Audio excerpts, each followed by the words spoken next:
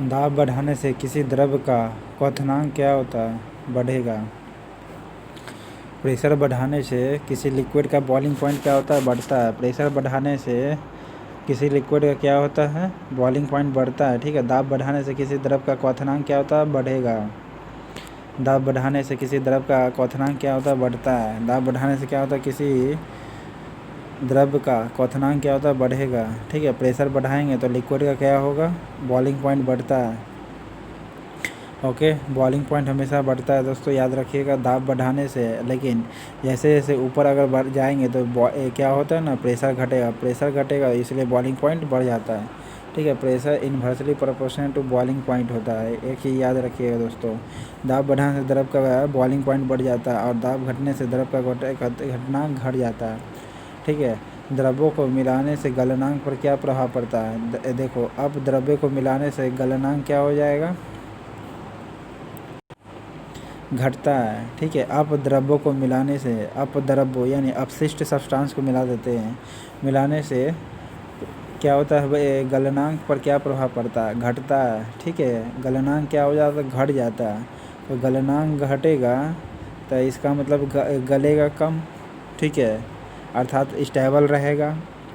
तो वही कहता है, अगर प्रेसिपिटेशन अगर मिलाते हैं तो क्या होगा? मेल्टिंग पॉइंट पर क्या प्रभाव पड़ेगा? ये घटता है। ओके, मेल्टिंग पॉइंट पर क्या इफ़ेक्ट डालता है? ये घटता है। मिलाने से गलनांक पर क्या प्रभाव पड़ता है? घटता है। अपद्रव्यों को मिलाने से, अपद्रव्य को मिलाने से क्या होता है? गलनांक पर क्या प्रभाव पड़ता है? घटता है। अपद्रव्यों को मिलाने से गलनांक पर क्या प्रभाव पड़ता है? घटता है। ठीक है। यानी मेल्टिंग पॉइंट क्या होता है? घटेगा। मेल्टिंग पॉइंट क्या होता है? घट जाता है। पानी कब उबलता है? जब वाष्प दाब और वातावरणीय दाब दोनों बराबर हो जाए। ठीक है। वाष्प दाब, किसका वाष्प दाब? जल का। स्थितिक वाष्प जो होता है, ठीक है, जो वाटर का स्टैटिक प्रेशर जो होता है, ओके, इन्वायरमेंटल प्रेशर के इक्वल हो जाए।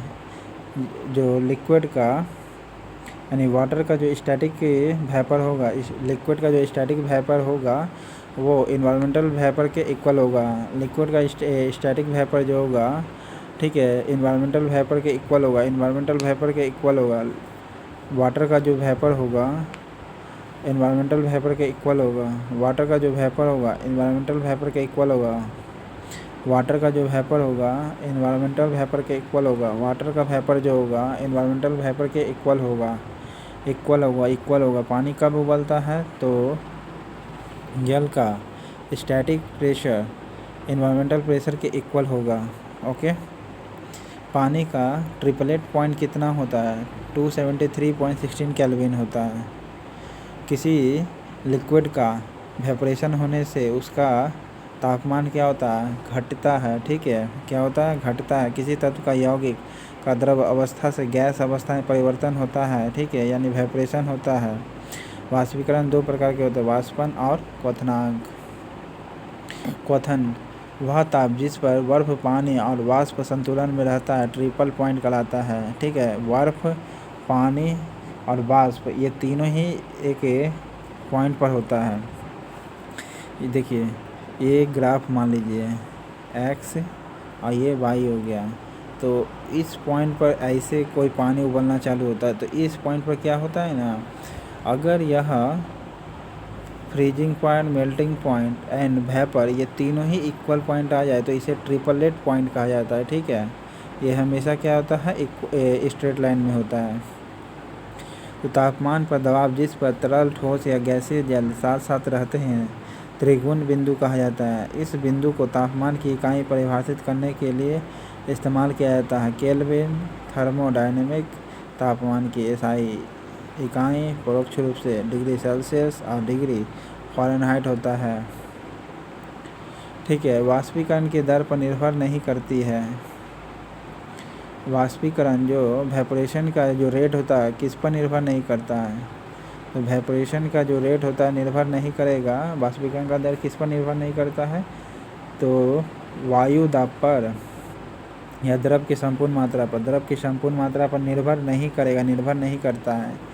ठीक है। वेपोरेशन जो होता है द्रव की संपूर्ण मात्रा पर निर्भर नहीं करता, बाकी द्रव के ताप पर, द्रव के पृष्ठ क्षेत्रफल और वायु दाब पर द्रव का जो ताप होता है यानी लिक्विड का टेम्परेचर पर, ओके, लिक्विड का एरिया पर, लिक्विड के एरिया पर और लिक्विड के एरिया पर, लिक्विड के टेम्परेचर पर एंड ये इन्वायरमेंटल का जो प्रेशर है उस पर निर्भर करता है, ठीक है। लेकिन क्वांटिटी पर निर्भर नहीं करेगा, क्वांटिटी पर निर्भर नहीं करता, क्वांटिटी पर निर्भर नहीं करता, क्वांटिटी पर निर्भर नहीं करता है वेपोरेशन। चावल को पकाने में कहाँ अधिक समय लगेगा? माउंट एवरेस्ट पर। क्यों? क्योंकि प्रेशर घटता है, बॉइलिंग पॉइंट बढ़ेगा, ठीक है। यानी बॉइलिंग पॉइंट का पॉइंट जो होगा जितना फिक्स है उससे अधिक समय लेगा।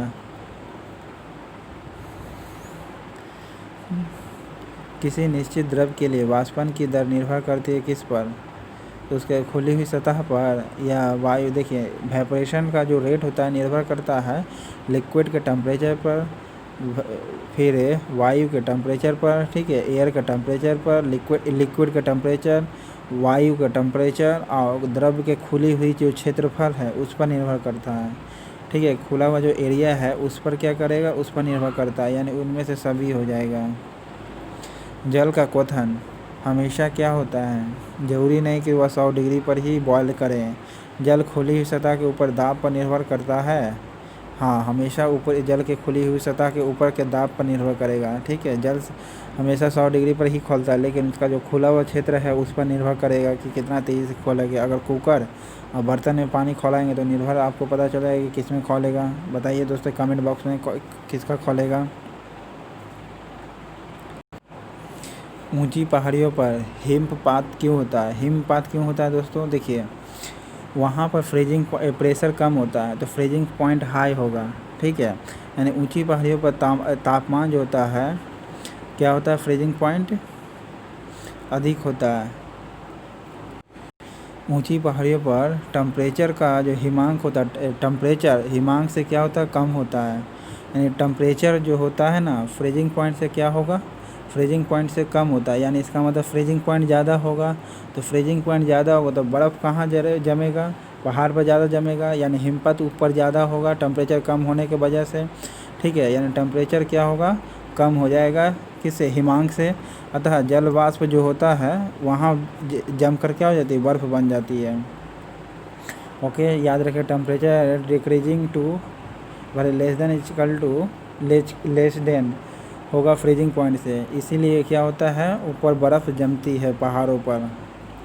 ओके, तो ऊंचे भागों में वातावरण का तापमान आमतौर पर पानी के जमने के बिंदु से निम्न होता है।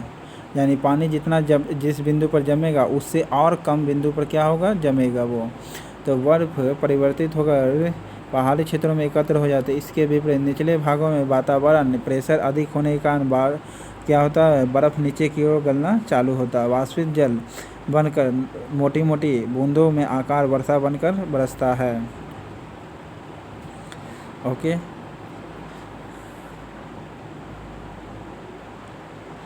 पर्वतों पर आच्छादित हिम सूर्य की गर्मी द्वारा एक साथ ना पिघलने के कारण क्या होता है?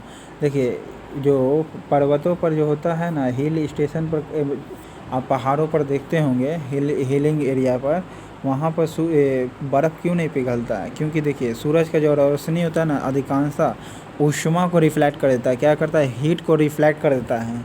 किसको रिफ्लेक्ट करता है, हीट को रिफ्लेक्ट करता है। हीट को क्या कर देता है, रिफ्लेक्ट कर देता है। ओके, इसलिए हीट को रिफ्लेक्ट करने के कारण क्या होता है, बर्फ़ ऊपर वाले एरिया को नहीं पिघलता है सूरज की रोशनी से एक साथ। ओके, पर्वतों पर आच्छादित हिम सूर्य की गर्मी के द्वारा एक साथ क्यों नहीं पिघलते हैं? क्योंकि सूर्य का जो रोशनी होता है ना उसको सूर्य के रोशनी का जो हीट होता है उसको क्या करता है, रिफ्लेक्ट कर देता है। ओके, रिफ्लेक्ट कर देता है। सूर्य से प्राप्त जो अधिकांश ऊष्मा होता है वो क्या हो जाता है, परावर्तित हो जाती है, इसीलिए नहीं पिघलता। पहाड़ों की चोटियों पर आलूओं को पकाने में अधिक समय क्यों लगता है? क्योंकि प्रेशर कम रहेगा दोस्तों, तो टाइम ज़्यादा लगेगा। तो वायु दाब कम होता है पहाड़ों की चोटी पर, तापमान समुद्र के तापमान से कम होता है। पहाड़ों की चोटी पर ताप समुद्र के ताप से, देखिए ताप से बनिए आपका दाब ठीक रहेगा, तो वायुमंडलीय दाब कम रहेगा, ठीक है। वायुमंडलीय दाब कम होता है इसलिए आलू को पकने में पहाड़ों पर ज़्यादा समय लगता है।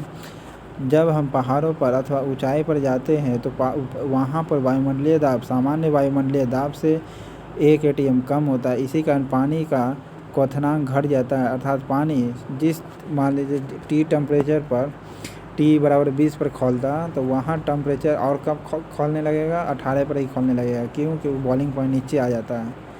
ओके, यानी प्रेशर घट जाता है। इसीलिए तेज़ हवा वाली रात्रि में ओस नहीं बनती है। क्यों?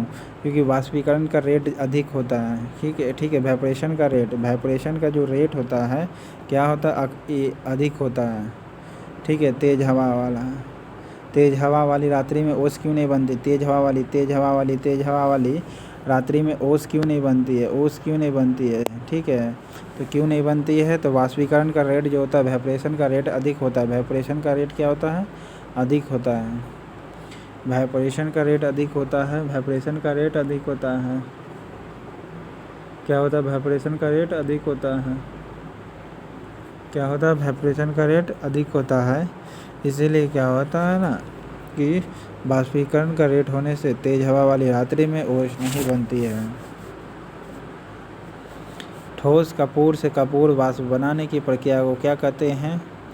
तो देखिए, ठोस कपूर के वाष्प को यानी ठोस से वाष्प बनाते हैं तो सब्लिमेटिंग कहलाता है, यानी ऊर्ध्वापातन कहलाता है। ओके, ऊर्ध्वापातन एक भौतिक रासायनिक प्रक्रिया है जिसमें कोई पदार्थ अपनी ठोस अवस्था से सीधे गैस में परिवर्तित हो जाता है। इसी अवस्था के मध्यवर्ती द्रव अवस्था में परिवर्तित नहीं होती है। कपूर का ठोस अवस्था से सीधे वाष्प के रूप में जाना जाता है। ऊर्ध्वापातन का एक उदाहरण है, इसका एक उदाहरण नौशादार आयोडीन है। गर्मी के दिनों के दौरान मिट्टी के बर्तन में रखा पानी ठंडा हो जाता है। ठीक है, क्यों? क्योंकि वेपोरेशन के कारण। किसके कारण होता है? वेपोरेशन के कारण होता है। गर्मी के दिनों के दौरान मिट्टी के बर्तन में रखा पानी ठंडा हो जाता है। किसके कारण होता है? तो वेपोरेशन के कारण। उत्सर्जन नहीं बल्कि वेपोरेशन के कारण, वाष्पीकरण के द्वारा होता है।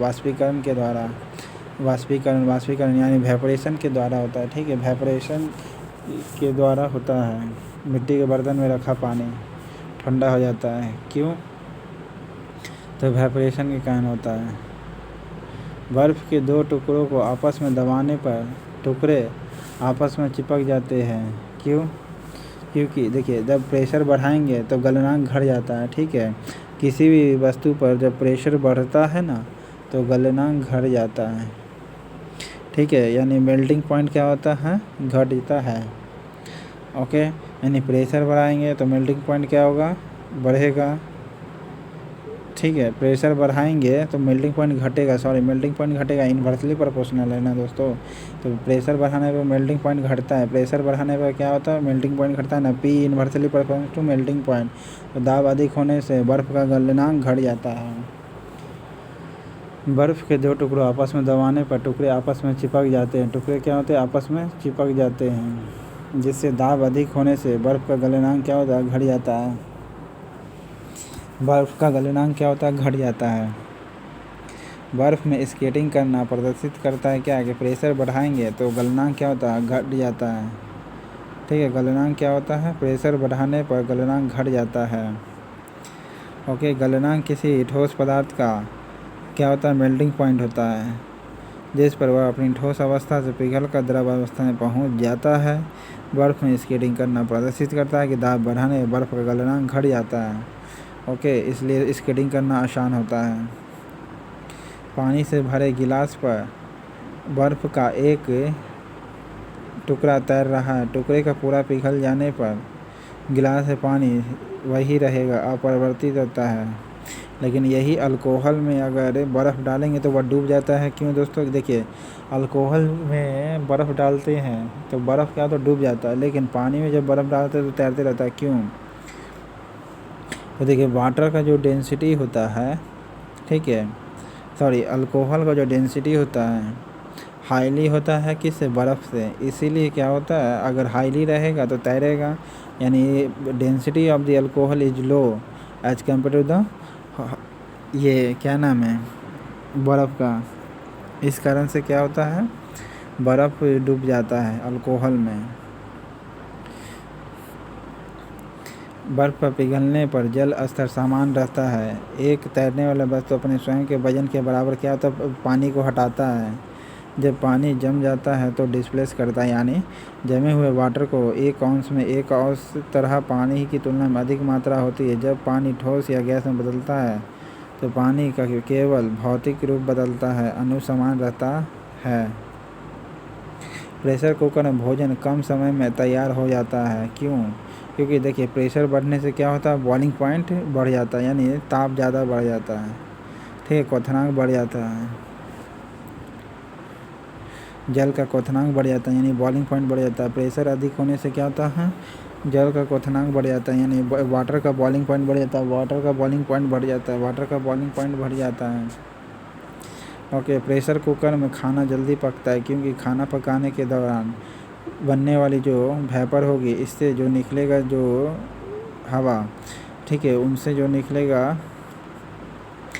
निकलने वाला रिलीज जो हवा होती है नहीं रिलीज होती है, ठीक है। इसके कारण जैसे जैसे पानी क्वथनांक बढ़ता है वैसे वैसे कुकर के अंदर दबाव या प्रेशर भी बढ़ता है। यही भाप धीरे धीरे कुकर में मौजूद खाद्य पदार्थों पर दबाव बढ़ाती है जिससे वो जल्दी पक जाती है। मनुष्य में आर्द्रता यानी मॉइस्चर से परेशानी महसूस करता है, ठीक है, परेशानी नहीं ह्यूमिडिटी से परेशानी महसूस करता है। निम्न से कारण क्या है पसीना का आर्द्रता के कारण वाष्पित नहीं होता है, इसीलिए पसीना जो है आर्द्रता ह्यूमिडिटी के कारण क्या होता है वाष्पित नहीं हो पाता है। पसीना जो है आर्द्रता के कारण वाष्पित नहीं हो पाता है। तो मनुष्य को जो है ह्यूमिडिटी से परेशानी होती है, यानी आर्द्रता से परेशानी होती है। ह्यूमिडिटी से परेशानी होती है। किससे परेशानी होती है ह्यूमिडिटी से। किससे परेशानी होती है ह्यूमिडिटी से परेशानी होती है। मनुष्य को ह्यूमिडिटी से परेशानी होती है। इसका कारण क्या है पसीना जो है ह्यूमिडिटी के कारण वेपोराइज नहीं हो पाता, ठीक है। पसीना जो है ह्यूमिडिटी के कारण वाष्पित नहीं हो पाता, ह्यूमिडिटी के कारण यानी आर्द्रता के कारण वाष्पित नहीं होता, आर्द्रता के कारण वेपोराइज नहीं होता, ठीक है। ह्यूमिडिटी के कारण वेपोराइज नहीं होता, ह्यूमिडिटी के कारण क्या होता है वेपोराइज नहीं हो पाता है। पसीना जो है, ठीक है, पसीना जो है वेपोराइज नहीं हो पाता है। पसीना जो है वेपोराइज नहीं हो पाता ह्यूमिडिटी के कारण। पसीना जो है वेपोराइज नहीं हो पाता ह्यूमिडिटी के कारण। ह्यूमिडिटी के कारण क्या होता है वेपोराइज नहीं हो पाता। ह्यूमिडिटी के कारण क्या होता है वेपोराइज नहीं हो पाता ह्यूमिडिटी के कारण। ह्यूमिडिटी के कारण क्या होता है वेपोराइज नहीं हो पाता है, ठीक है। सामान्य समझ में हमें गर्मी से राहत तभी मिलती है जब हमारा पसीना क्या होता है सूखे, यानी इसका मतलब है वेपोराइज हो। लेकिन वेपोराइज ह्यूमिडिटी का नहीं हो पाता जिस कारण से हमें गर्मी अधिक महसूस होती है। देखिए दोस्तों बीच बीच में इसे व्हाट्सएप पर शेयर कर दिया जाए, ठीक है। रिपोर्ट एरर हो तो कमेंट बॉक्स में बताया जाए दोस्तों। अगर कभी कभी टेक्निकल फॉल्ट आने के कारण सुधारना भी पड़ता है दोस्तों, इसलिए शेयर कर दीजिएगा अपने दोस्तों के साथ। किसी द्रव को उसने क्वथनांक से पूर्व उसके वाष्प में बदलने की प्रक्रिया को क्या कहते हैं। देखिए किसी द्रव को उसने उसके क्वथन से पूर्व उसके वाष्प में बदलने की प्रक्रिया को क्या कहते हैं। किसी द्रव को उसके क्वथनांक से पूर्व वाष्प में बदलना है, ठीक है। द्रव को बॉइलिंग पॉइंट से पूर्व वाष्प में बदलता है तो क्या कहलाता है वाष्पीकरण कहलाता है। बॉइलिंग पॉइंट से पहले यानी बॉयल होने से पहले ही द्रव क्या हो जाए वाष्प में कन्वर्ट हो जाता है, क्या कहलाता है वाष्पीकरण कहलाता है। बॉयल होने से पहले ही क्या हो जाए वेपोराइज होता है। बॉयल करने से पहले ही क्या हो जाए वेपोराइज हो जाए। लिक्विड क्या हो जाए ना बॉयल करने से पहले ही वेपोराइज हो जाए, ये क्या कहलाता है वाष्पीकरण कहलाता है, ठीक है। वेपोराइजेशन कहलाता है, ठीक है। वेपोराइजेशन कहलाता है। वेपोराइजेशन दो होगा, वाष्पन होगा एंड क्वथन होगा। वाष्पन एंड क्वथन होता है। पहाड़ों पर पानी निम्नलिखित तापमान पर उबलने लगता है तो हमेशा 100 डिग्री कम सेल्सियस चाहिए, ठीक है, क्योंकि वहाँ पर प्रेशर बढ़ने से बॉइलिंग पॉइंट जो होता है ना घट जाता है। बॉइलिंग पॉइंट का जो एक्टिविटी पॉइंट है जैसे कि एक सवाई एक्सेस है ना बॉइलिंग पॉइंट, अगर पानी हमको यहाँ उबलना चाहिए था तो पानी यहाँ ना उबल करके पानी अब यहाँ उबलता है, ठीक है। तो इस प्रकार क्या होता है 100 डिग्री सेल्सियस से पहले ही उबलने लगता है। वह उत्सर्जित व अवशोषित ऊष्मा जो पदार्थों का अवस्था परिवर्तन तो करती है परंतु टेम्परेचर में किसी प्रकार का परिवर्तन नहीं करती है। टेम्परेचर में कोई परिवर्तित नहीं करेगा, लेकिन उत्सर्जित या अवशोषित, उत्सर्जित हो या यानी रिलीज करने वाला हो या एब्जॉर्ब करने वाला हीट हो, ठीक है, जो पदार्थों की अवस्था में परिवर्तन तो कर देता है परंतु ताप में किसी प्रकार की परिवर्तन नहीं करता है। ताप में परिवर्तन कुछ नहीं करता है। वह उत्सर्जित या अवशोषित ऊष्मा कहा जा रहा है कि या तो एनर्जी लेने वाला या एनर्जी छोड़ने वाला, ठीक है, वह पदार्थ जो अवस्था परिवर्तन तो करता है, ठीक है, वह जो है अवस्था स्टेट जो है चेंज तो कर देता है, लेकिन टेम्परेचर में किसी प्रकार का परिवर्तन नहीं होता है, ठीक है, टेम्परेचर में किसी प्रकार परिवर्तन नहीं होता है। यह क्या कहलाता है? कोई कुछ नहीं कहलाएगा दोस्तों, ये ना ही वाष्पीकरण कहलाएगा ना उत्सर्जित कहलाएगा, ठीक है। जब कोई पदार्थ एक भौतिक अवस्था जैसे जैसे दूसरी भौतिक अवस्था में द्रव में जैसे परिवर्तित होती है तो एक नियत ठोस या ऐसे द्रव में कन्वर्ट होता है तो एक कांस्टेंट टेम्परेचर पर उसे कुछ टेम्परेचर प्रदान करनी पड़ती है। यह वह एक कांस्टेंट टेम्परेचर पर ऊष्मा प्रदान करता है, कांस्टेंट टेम्परेचर पर ऊष्मा प्रदान करता है यानी हीट प्रदान करता है। किसी पदार्थ की गुप्त ऊष्मा यानी स्पेसिफिक हीट की वह मात्रा होती है जो उसके इकाई मात्रा द्वारा अवस्था परिवर्तन यानी चेंज ऑफ स्टेट के समय अवशोषित की जाती है, यह मुक्त की जाती है। इसके अलावा पदार्थ जब अपनी कला बदलने लगता है यानी फेज बदलता है, स्टेट बदलता है, तब भी गुप्त ऊष्मा बराबर वही आदान प्रदान करता, अब ऊष्मा के बराबर आदान प्रदान करना पड़ता है। किसी ठोस पदार्थ के एकांक द्रव्यमान को उसके गलनांक पर ठोस से द्रव में बदलने के लिए आवश्यक ऊष्मा को कहते हैं क्या? देखिए, किसी ठोस पदार्थ को एकांक द्रव्यमान को गलनांक पर ठोस से द्रव में, ठीक है, यानी सॉलिड से लिक्विड में बदलते हैं तो क्या कहता है? ठोस का गलनांक कहलाएगा। ओके, ठोस का गलनांक कहलाएगा प्लस गुप्त ऊष्मा भी होगा। क्या टेक्निकल फॉल्ट हो गया था? सॉरी दोस्तों, टेक्निकल फॉल्ट होने के कारण कुछ आ नहीं पाया। तो किसी ठोस पदार्थ के एकांक द्रव्यमान को फिर से देख रहे हैं इस क्वेश्चन को, ठीक है। तो किसी ठोस पदार्थ के एकांक द्रव्यमान को उसके गलनांक, ठीक है, यानी मेल्टिंग पॉइंट पर ठोस से लिक्विड में बदलते हैं, ठोस से यानी सॉलिड से लिक्विड में बदलते हैं तो कितना एनर्जी हमको आवश्यक होती है? आवश्यक ऊष्मा को क्या कहते हैं? ऊष्मा को क्या कहते हैं? तो ठोस के गलन की गुप्त ऊष्मा कहलाती है। क्या कहलाती है? ठोस के गलन की गुप्त ऊष्मा कहलाएगी। कौन कहलाएगी? ठोस की गलन की गुप्त ऊष्मा कहलाएगी। किसी ठोस पदार्थ के एकांक द्रव्यमान को किसी ठोस पदार्थ के एकांक द्रव्यमान को गलनांक पर ठोस से लिक्विड में बदलते हैं, ठीक है, सॉलिड से लिक्विड में कन्वर्ट करते हैं, तो आवश्यक जो एनर्जी चाहिए उसको कहते हैं क्या? ठोस के गलन की गुप्त ऊष्मा कहलाती है। ठोस के गलन की गुप्त ऊष्मा कहा जाता है, ठोस के गलन की गुप्त ऊष्मा कही जाती है। क्या कहा जाती है? ठोस के गलन की गुप्त ऊष्मा, ठोस की गलन की गुप्त ऊष्मा यानी ठोस से द्रव में बदलने के लिए क्या कहलाता है? आवश्यक ऊष्मा को क्या कहते हैं? तो गलन की गुप्त ऊष्मा कहलाती है, ठीक है। ठोस का जो गलन होता है उसकी गुप्त ऊष्मा कहा जाता है। ठोस से द्रव में बदलने के लिए आवश्यक जो ऊष्मा होता है उसे क्या कहते हैं? ठोस के गलन की वस्तु को ऊष्मा कहते हैं। बर्फ़ के गलन की गुप्त ऊष्मा का मान कितना होता है? 80 कैलोरी पर ग्राम होता है दोस्तों, 80 कैलोरी पर ग्राम बर्फ़ का गलन का गुप्त ऊष्मा, ठीक है। जो आइस का जो मेल्टिंग पॉइंट होता है, आइस का मेल्टिंग पॉइंट का स्पेसिफिक हीट कितना? आइस का मेल्टिंग पॉइंट का स्पेसिफिक हीट कितना होता है? 80 कैलोरी पर ग्राम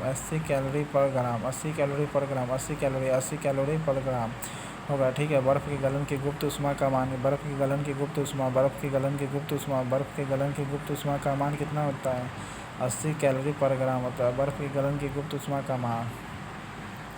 बर्फ़ के गलन की गुप्त ऊष्मा का मान 80 कैलोरी पर ग्राम होता है। बर्फ़ के गलन की गुप्त ऊष्मा का मान कितना होता है? 80 कैलोरी पर ग्राम होता है। बर्फ़ के गलन के गुप्त ऊष्मा का मान कितना होता है? 80 कैलोरी पर ग्राम होता है। ओके, बर्फ़ की गलन की गुप्त ऊष्मा का मान कितना होता है? 80 कैलोरी ग्राम होता है, जबकि 536 कैलोरी ग्राम किसका होता है? कमेंट बॉक्स में आप बताइएगा दोस्तों। तो वेपोरेशन की गुप्त ऊष्मा, वाष्प की गुप्त ऊष्मा कितना होता है? बताया था दोस्तों कि 540 कैलोरी पर ग्राम होता है।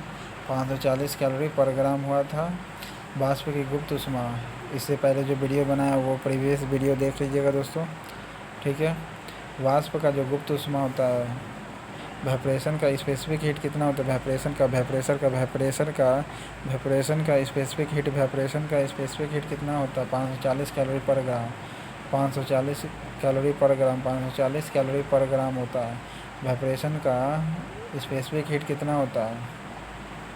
540 कैलोरी पर ग्राम होता है। इस वाष्प का यानी वेपोरेशन का स्पेसिफिक हीट कितना होता है? 540 कैलोरी पर ग्राम होता है। 540 कैलोरी पर ग्राम होता है। जल वाष्प की गुप्त ऊष्मा 540 किलो कैलोरी होती है, अर्थात 1 किलोग्राम 100 डिग्री सेल्सियस पर भाप बनने के लिए 540 किलो कैलोरी ऊष्मा लेता है। भाप से हाथ अधिक जलता है अपेक्षाकृत उबलते हुए जल से। क्यों? क्योंकि देखिए भाप में जो होता है ना स्पेसिफिक हीट होता है, इसलिए भाप में क्या होता है? स्पेसिफिक हीट होता है, इसलिए ज़्यादा दर्द महसूस करती है स्पेसिफिक हीट। क्योंकि देखिए ये वाटर है, इसको खौलता है, तो ये खौलेगा तो क्या होगा? इसका बॉइलिंग पॉइंट घटेगा। किसका? वाटर का घटता है। ओके, बॉइलिंग पॉइंट घटता है। मत ये याद रखिएगा, बॉइलिंग पॉइंट बढ़ जाएगा दोस्तों। बॉइलिंग पॉइंट इसका क्या होता है? क्वथनांक घटता है, ठीक है, वेपोरेशन पर होता है तो। लेकिन वही कह रहा है अगर भापे से ही सही जल जाए तो इसमें क्या होता है? लैटेंट हीट ही चाहिए। देखिए वेपर बनने के लिए स्पेसिफिक हीट चाहिए होता है, मतलब स्पेशल हीट देंगे तभी वह वेपर में कन्वर्ट होगा। क्योंकि जब तक एक्स्ट्रा एनर्जी नहीं दे तब तक वो वेपर में कैसे कन्वर्ट होगा? अगर वही वेपर अगर कन्वर्ट हो जाए और उससे सही जल जाए तो क्या होता है? ज़्यादा पीड़ा देता है। क्यों? क्योंकि ज़्यादा इसमें लैटेंट हीट होता है। तो 100 डिग्री सेल्सियस के पानी में केवल विशिष्ट ऊष्मा होती है। ओके, 100 डिग्री सेल्सियस के भाप में विशिष्ट ऊष्मा के साथ 540 किलो कैलोरी पर ग्राम गुप्त ऊष्मा होती है। 540 किलो कैलोरी पर ग्राम होती है ऊष्मा, गुप्त ऊष्मा। भाप से जलना अधिक गंभीर होता है। यही कारण है कि 100 डिग्री सेल्सियस के वाष्प द्वारा उत्पन्न जलन उसी ताप के पानी द्वारा जलन से अधिक गंभीर होती है। ऊष्मागतिकी के प्रथम नियम से संरक्षित क्या होता है? ऊर्जा, ठीक है। ऊष्मागतिकी, ठीक है। ऊष्मागतिकी मतलब थर्मोडायनेमिक के प्रथम लॉ, ठीक है। थर्मोडायनेमिक के first law of the thermodynamics से क्या संरक्षित होता है? ऊर्जा संरक्षित होता है। क्या संरक्षित होता है? थर्मोडायनेमिक्स के प्रथम लॉ, जिसे ऊष्मागतिकी का प्रथम नियम कहते हैं हिंदी में। ऊष्मागतिकी के प्रथम नियम इंग्लिश में थर्मोडायनेमिक्स का फर्स्ट लॉ कहते हैं। थर्मोडायनेमिक्स के फर्स्ट लॉ से संरक्षित क्या होता है? ऊष्मागतिकी के ऊर्जा संरक्षित होता है। क्या होता है? एनर्जी संरक्षित होता है। एनर्जी, ठीक है। ऊष्मागतिकी के प्रथम नियम तो ऊर्जा संरक्षित होता है। ऊष्मागतिकी के प्रथम नियम से क्या संरक्षित होता है? ऊर्जा, यानी first law of the thermodynamics से क्या संरक्षित होता है? एनर्जी होता है, ठीक है। ऊष्मागतिकी के प्रथम नियम से क्या संरक्षित होता है? एनर्जी। ऊष्मागतिकी के प्रथम नियम द्वारा ऊर्जा संरक्षण के नियम को जाना जाता है। ऊष्मागतिकी का प्रथम नियम, ऊर्जा ना तो उत्पन्न की जाती है और ना ही नष्ट की जा सकती है। देखिए फर्स्ट लॉ क्या कहता है थर्मोडायनेमिक्स का? Never created never destroyed what's energy, ठीक है, याद रखिएगा। Energy is never destroyed and never created, ये थर्मोडायनेमिक्स का फर्स्ट लॉ कहता है। केवल एक रूप में ही ऊर्जा को दूसरे रूप से ऊर्जा में परिवर्तित करते हैं, यानी एक ऊर्जा से दूसरे रूप में ऊर्जा को परिवर्तित करते हैं, लेकिन इसे डिस्ट्रॉय नहीं कर सकते, ना ही क्रिएट कर सकते हैं। आंतरिक ऊर्जा की संकल्पना ऊष्मागतिकी के किस नियम से मिलती है? यानी इंटरनल एनर्जी का जो संकल्पना है थर्मोडायनेमिक्स के किस लॉ से मिलती है? तो थर्मोडायनेमिक्स के फर्स्ट लॉ से मिलता है। और क्या थर्मोडायनेमिक्स के फर्स्ट लॉ से मिलता है। इंटरनल एनर्जी की संकल्पना, इंटरनल एनर्जी, ठीक है, ये संकल्पना किस थर्मोडायनेमिक्स के लॉ से मिलती है? यानी फर्स्ट लॉ ऊष्मागतिकी यानी थर्मोडायनेमिक्स, ऊष्मागतिकी माने थर्मोडायनेमिक्स के नियम से मिलती है, प्रथम लॉ से मिलती है। किससे मिलती है? प्रथम लॉ से। आंतरिक ऊर्जा का संरक्षण, आंतरिक ऊर्जा का संकल्प पर यही बोलता है कि never energy is destroy and never created. Never होगा, नेवर, नो नहीं, नेवर क्रिएटेड, नेवर डिस्ट्रॉय। हाँ, एक ऊर्जा से दूसरी ऊर्जा में कन्वर्ट तो हो सकता है, लेकिन ये डिस्ट्रॉय नहीं होगा। ये आंतरिक ऊर्जा का प्रथम लॉ कहलाता है। तो थर्मोडायनेमिक्स के फर्स्ट लॉ में क्या बताया कि ऊर्जा ना तो डिस्ट्रॉय किया जा सकता, ना ही क्रिएट किया जा सकता है। इसके एक ही रूप ऊर्जा को W बराबर U माइनस डब्ल्यू, कार्य की मात्रा W है तथा यह समीकरण एक राशि है। समीकरण की एक राशि है। U की परिभाषा जो केवल उस पिंड की अवस्था पर निर्भर करती है, ना कि इस बात पर कि वह पिंड उस अवस्था में पे किस प्रकार पहुंचा है। इस राशि को हम पिंड के आंतरिक ऊर्जा कहते हैं।